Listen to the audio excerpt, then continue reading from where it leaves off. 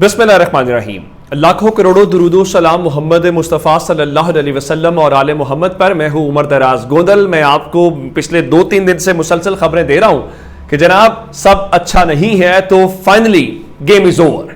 अब आप कहेंगे गेम कैसे ओवर हुई है? पहले जो चीजें बंद कमरों के अंदर हो रही थी, अब वो खुली जगहों के ऊपर या खुले कमरों के अंदर हो गई हैं, बल्कि वो बातें जल से जुलूसों तक पहुंच गई हैं और अब वो जो सरगोशियां थी वो खबरें बन गई हैं और बाहर टॉक ऑफ द टाउन के तौर पे सामने आ गई हैं। इस्लामाबाद में मैं आपको बहुत दिनों से बता रहा हूं कि सब अच्छा नहीं है, वहां पे बहुत मामलात खराब है। आज उसकी अमली तौर पे तस्दीक हो गई है और यूं समझिए कि आज पीडीएम और हुकूमत की रुखसती का परवाना अमली तौर पे जारी कर दिया गया है। ये कैसे हुआ है मैं आपको बताना चाहता हूं। आज चूंकि आप जानते हैं, पहली बात तो यह है कि बजट पास हुआ और पाकिस्तान पीपल्स पार्टी ने अमली तौर पे पास नहीं हुआ बल्कि बजट पेश हुआ और इस बजट के ऊपर इस वक्त बहस चल रही है और पाकिस्तान पीपल्स पार्टी ने अमली तौर पे इस बहस के ऊपर आप यूं समझिए या इस पूरे मामले से ला ताल्लुकी का ऐलान कर दिया है। और सीरियसनेस का अंदाजा लगाइए कि कौमी असेंबली में बजट के ऊपर बहस हो रही है और मजमूई तौर पे 4 यानी 4 का मतलब 4 है, 1, 2, 3 और 4 अरकान उस बजट के अंदर शरीक हैं, जिसमें एक तकरीर करने वाले हैं, 2 सुनने वाले हैं और आगे स्पीकर और डिप्टी स्पीकर आप शामिल कर लें तो आपको सीरियसनेस का अंदाजा होगा। आज बिलावल जरदारी ने सवात के अंदर एक जलसे से खिताब किया है जिसमें उन्होंने बहुत वाज़े अंदाज के अंदर यह बताया है कि ये जो मौजूदा बजट है उसमें पाकिस्तान पीपल्स पार्टी का जो ताल्लुक है वो बहुत कम है। पहली बात। दूसरी बात कि ये पास होगा कि नहीं होगा, क्या पीपल्स पार्टी इसको वोट करेगी कि नहीं करेगी। उन्होंने बहुत वाज़े अंदाज में कहा है कि शराइत आयद करते हुए कि अगर सैलाब ज़दगान के लिए आप फंड्स रखेंगे तो ही हमारे अराकीन जो है वो इस बजट के ऊपर वोट करेंगे। इसका मतलब है कि अगर सैलाब ज़दगान के ऊपर आप नहीं करेंगे तो हम किसी भी सूरत इस बजट को वोट नहीं करेंगे और बजट को वोट ना करने का मतलब यह है कि हुकूमत गिर जाएगी। दूसरी जानिब हुकूमत यह सोच रही है कि 9 या 10 अगस्त को मैक्सिमम वो असम्बली मूव कर देंगे ताकि अगर सदर साहब उसको रोकते भी हैं तो 12 तारीख तक असम्बली 48 घंटे के अंदर मैक्सिमम डिसॉल्व हो जाए। लेकिन ये अलग बातें हैं। लेकिन आज एक और इल्जाम लगाया है उन्होंने और वो इल्जाम ये है, और ये नूरा कुश्ती ये शुरू होगी, अब ये लड़ाइयां लड़ेंगे और ये कपड़े चौक के अंदर होंगे। उनके मुताबिक वजीर आजम की नीयत ठीक है, लेकिन उनके मुताबिक उनके जो साथी हैं वो बहुत गड़बड़ कर रहे हैं, वो उनको गलत मालूमात दे रहे हैं, जिसका मतलब बहुत वाज़ेह है कि वो वजीर आजम और उनके रुफाका के ऊपर अदम एतमाद का इजहार कर रहे हैं। लेकिन असल मामला ये नहीं है। आप ये समझिए, जब हुकूमत की बात की जाती है तो पाकिस्तान पीपल्स पार्टी भी उस हुकूमत का हिस्सा है। यानी आप ये नहीं कह सकते कि जनाब वो सिर्फ और सिर्फ जो है नून लीग हुकूमत का हिस्सा है, पीपल्स पार्टी भी हुकूमत का हिस्सा। आज पहली बार हुकूमत ने खुद हुकूमत से इलेक्शन का मुतालबा कर दिया है और उनसे कहा है कि इलेक्शन होना चाहिए। कैसे, मैं आपको बता देता हूं कि आज बिलावल जरदारी ने यह बताया है कि वो इलेक्शन चाहते हैं, उनके इत्तेहादी इलेक्शन नहीं चाहते। गो के नून लीग कह रही है कि मरियम नवाज ने इलेक्शन कैंपेन शुरू कर दी है। मैं आपको बताना क्या चाहता हूं, जरा अल्फाज देखिएगा वो क्या कह रहे हैं। वो कह रहे हैं जी इंतखाबात वक्त के ऊपर होने चाहिए, पाकिस्तान पीपल्स पार्टी इलेक्शन के लिए तैयार है और हम ये समझते हैं कि इलेक्शन वक्त पे होना चाहिए। अगर इलेक्शन वक्त पे हुए तो फिर ये नौजवान यानी बिलावल आपको दिखाएगा कि नतीजा कैसे हासिल होता है। उन्होंने कहा कि कारकुनान आज से इलेक्शन मुहिम का आगाज कर दें। लेकिन जुमला जो खूबसूरत है, जो ये बताता है कि हुकूमत के अंदर चल क्या रहा है, कौन इलेक्शन रोकना चाहता है, कौन इलेक्शन में जाना चाहता है, वो दिलचस्प जुमला है। वो कहता है जी इत्तेहादियों से भी कहेंगे कि इलेक्शन की तैयारी पकड़ें, जिसका मतलब बहुत वाज़ेह है कि उनके इत्तेहादी जो हैं वो इलेक्शन के लिए तैयार नहीं हैं, वो इलेक्शन में नहीं जा रहे। और बिलावल कह रहे हैं कि हम अपने इत्तेहादियों को कहते हैं कि वो इलेक्शन के अंदर जाएं। लेकिन एक उन्होंने बड़ी खतरनाक बात की है।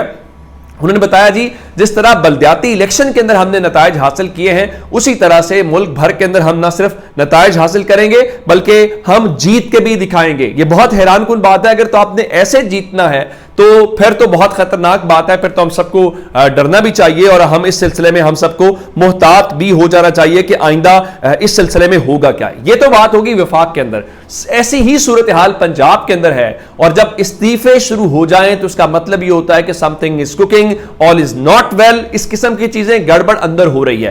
पंजाब के अंदर आज बहुत बड़ा इस्तीफा आया है और यह लीगल टीम के हेड का इस्तीफा है। जिस तरह विफाक की सतह के ऊपर अटॉर्नी जनरल होते हैं, अगर अटॉर्नी जनरल इस्तीफा देते हैं तो इसका मतलब यह होता है कि हुकूमत की लीगल टीम की डायरेक्शन ठीक नहीं है। अगर ऐसा इस्तीफा पंजाब या किसी भी सूबे की सतह के ऊपर आ जाए तो इसका मतलब यह होता है कि सूबे में सब चीजें ठीक नहीं चल रही। आज सूबे के अंदर जो एडवोकेट जनरल शान गुल हैं, उन्होंने इस्तीफा दे दिया और उनके मुताबिक चूंकि उनको यह कहा गया था कि वो थोड़े ही टेन्योर के लिए आएंगे और इस दौरान उन्होंने जो वो काम कर सकते थे वो किया, जिसके बाद वो इस्तीफा देके चले गए हैं और जाती वजूहात उन्होंने बात बनाई है। जाहिर है कि एक ऐसी हुकूमत जिसका टेन्योर 90 डेज हो, वो 90 डेज से बियॉन्ड चली गई हो, तो उसकी लेजिटिमेसी के ऊपर, उसकी कानूनी हैसियत के ऊपर तो सवाल ऑलरेडी है ही है। लेकिन अब इस चीज का होना, अब ये एक अलग कहानी का आगाज हो रहा है। लेकिन इस दौरान एक और बड़ी डेवलपमेंट है, और वो डेवलपमेंट क्या, मैंने आपको बताया था कि एतजाज एहसन साहब ने सुप्रीम कोर्ट के अंदर एक पिटीशन फाइल की है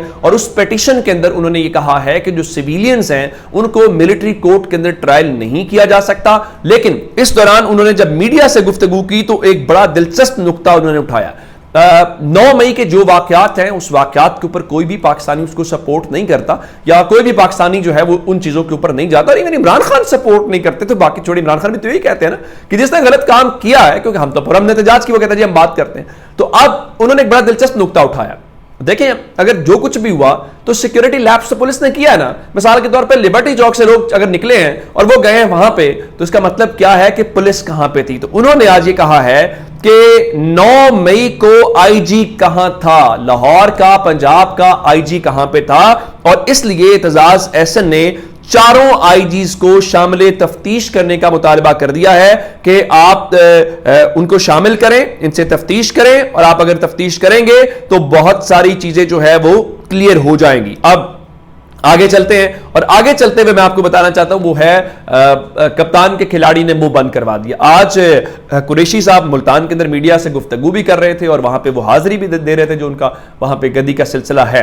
तो उन्होंने बहुत वाज़े अंदाज में बात की है आज शाह महमूद कुरैशी ने। फिर उन्होंने कहा कि वो तोड़ फोड़ के हक में नहीं है और साथ ही वो जहां थे वो वहीं पे खड़े हैं, जिसका मतलब बहुत वाज़े है कि वो तहरीक इंसाफ के अंदर शामिल हैं और तहरीक इंसाफ अपनी जगह के ऊपर है। अब आने वाली सूरत हाल ये है कि मार्केट में अफवाहें यही फैलाई जा रही हैं कि जुलाई ईद के बाद इमरान खान को टाइम दिया गया है, आप पार्टी छोड़ जाएं। फिर कुछ लोगों ने यह भी दावा किया कि वो जी जब इमरान खान को गोली लगी थी तो उनकी एक सर्जरी ठीक नहीं हुई थी, तो उनके इमरान खान को कहा गया है कि ठीक है आप दुबई चले जाए, आप वहां से सर्जरी जो है वो करवा के आ जाए। लेकिन इमरान खान बहुत वाज़े दो टूक अंदाज में बता रहे हैं कि वो मुल्क छोड़ के नहीं जाएंगे, वो पाकिस्तान में होगा। हाँ, ये दिलचस्प मामला है उनकी गिरफ्तारी का, ये इमरान खान को भी आइडिया है, राना सनाउल्लाह भी कह चुके हैं, और ये चीजें नजर आ रही हैं कानून अपनी जगह पे कि इमरान खान को डिस्क्वालीफाई भी किया जाना है, इमरान खान को गिरफ्तार भी किया जाना है, और ये इलेक्शन से पहले पहले होगा। और गालिब इम्कान या प्लान ये है कि इमरान खान को डिस्क्वालीफाई, इमरान खान को कम से कम जेल में डाल के इलेक्शन करवाया जाए, चाहे वो 1-2 महीने जैसे भी खींच के। लेकिन असल मसला सुप्रीम कोर्ट है कि सुप्रीम कोर्ट क्या करती है। गो के लोगों के सुप्रीम कोर्ट के ऊपर भी बहुत तहफुजात हैं, लेकिन अगर उन्होंने मिलिट्री कोर्ट के हवाले से कोई फैसला दे दिया तो सूरत हाल तब्दील हो सकती है। मैं आपको एक और जो डेवलपमेंट बताना चाहता हूं वो डेवलपमेंट ये है कि नून लीग के हल्के ये बता रहे हैं कि ईद उल अजहा के बाद, अब ईद उल अजहा में भी कुछ ज्यादा दिन नहीं रह गए, नवाज शरीफ जो है वो वतन में वापस आएंगे, और उनकी एंट्री से जाहिर है कि सियासत के अंदर बहुत सारी चीजें, अगर पीपल्स पार्टी इलेक्शन की बातें कर रही है और नून लीग कह रही है कि वो नवाज शरीफ के बगैर इलेक्शन में नहीं जाएंगे, जिसका मतलब है कि उन्होंने कहीं ना कहीं या तो बात की होगी या चीजें हैं। और फिर मैंने आपको सागदार का बयान और वजारत खजाना का बयान और ताकतवरों की जो बात है वो भी आपके सामने रखी थी। तो एक ओवरऑल सिनेरियो जैसे डेवलप होता हुआ नजर आ रहा है। अपना बहुत सा ख्याल रखिएगा। खुदा हाफिज।